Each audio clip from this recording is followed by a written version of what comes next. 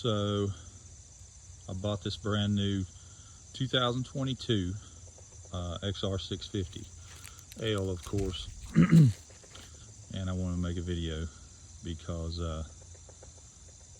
I've just started the break-in miles.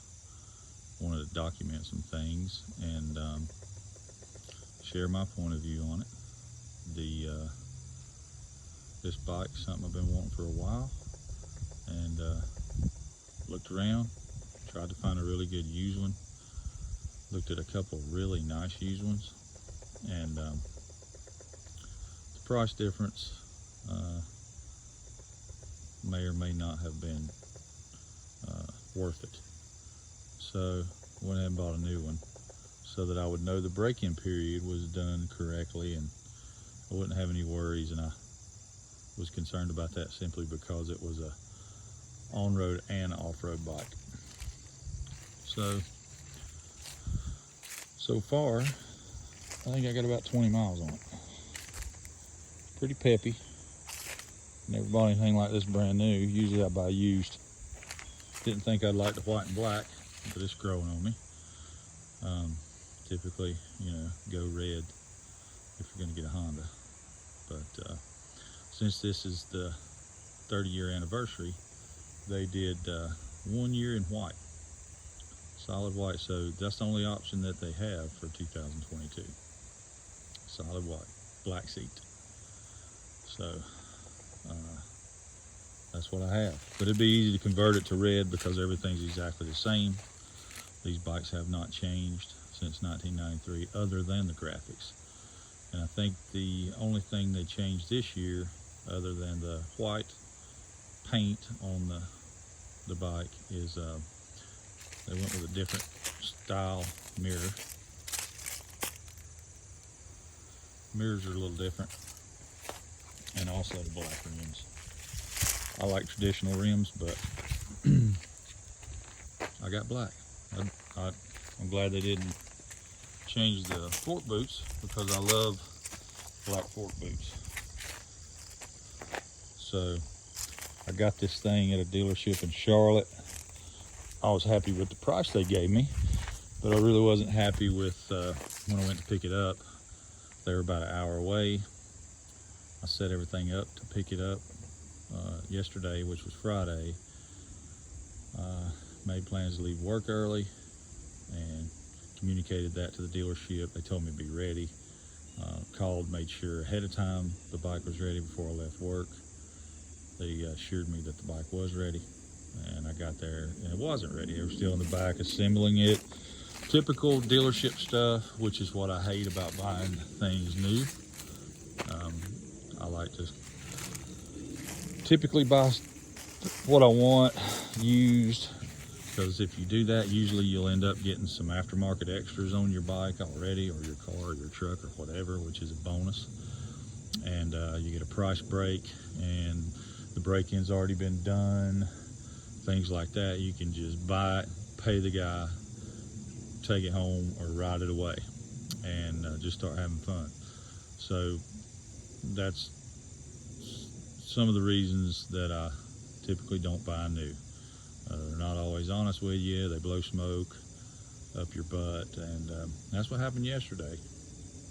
And then today, when I got ready to get on the bike and run it, because I didn't have time to ride it yesterday, I just brought it home and I unloaded it and I put it in the shop and I left.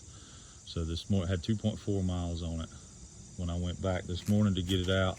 So the first thing I did was check the oil, and the oil was on the low end of the dipstick, which irritated me because they held me up at the dealership well over an hour, probably not 2 hours, but it was pretty close. And they told me that one of their techs had put it together and he had checked it and signed off on it. Then they had to wait on their master tech to check it and sign off on it. And so, in my mind, everyone went over the thing with a fine-tooth comb. Yet when I checked the oil this morning, it was low. So after waiting longer than I wanted to get on the bike today, I had to then stop everything I was doing, close the shop back up, and go buy oil. so that I could put oil in it and top it off.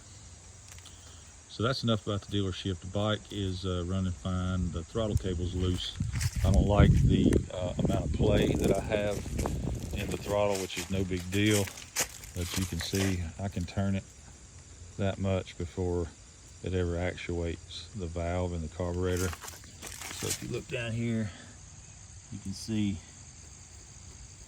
how much play I have. No big deal whatsoever. I can adjust that in a matter of minutes. That's just brand new things that need to be tweaked in. I can tell you that I know for a fact I'm going to be doing some modifications on this bike. I'm probably going to uncork it. I'm going to get rid of this smog stuff. That's got to go. Going to get rid of the smog stuff. I'm watching a lot of YouTube videos and a lot of reviews on aftermarket products, and I have found out that the XR only header pipe and silencer is not a good value. I watched one particular YouTube video where they purchased the full assembly XR only pipe, and they did a dyno on it and they lost 4 horsepower.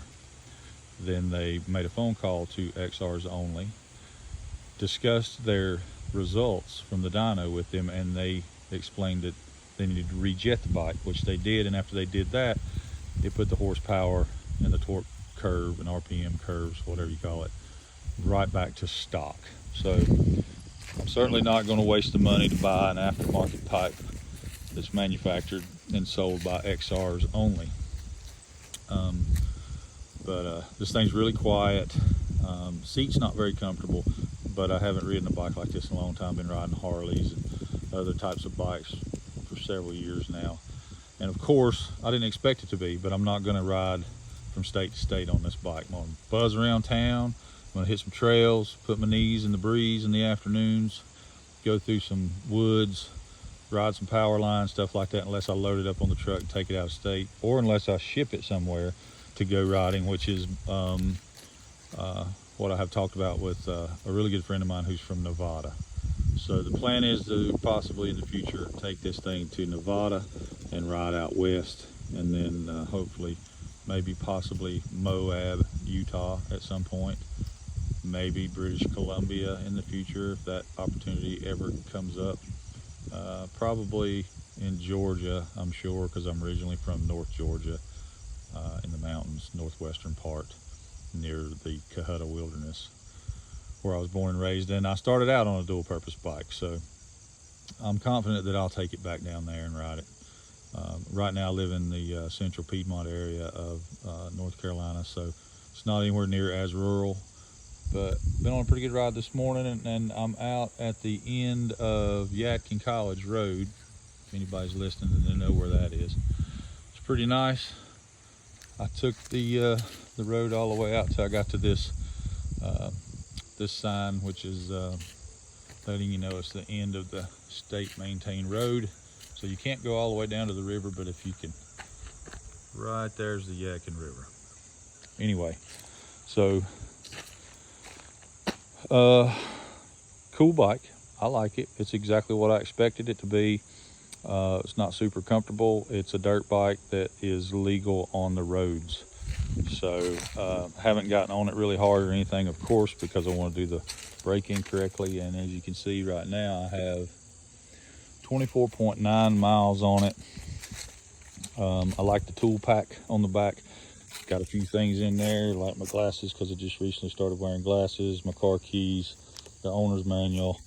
They did not provide a toolkit with this bike. I was pretty disappointed about that. Most bikes back in the day, especially if they were a dual purpose bike, came with a little toolkit.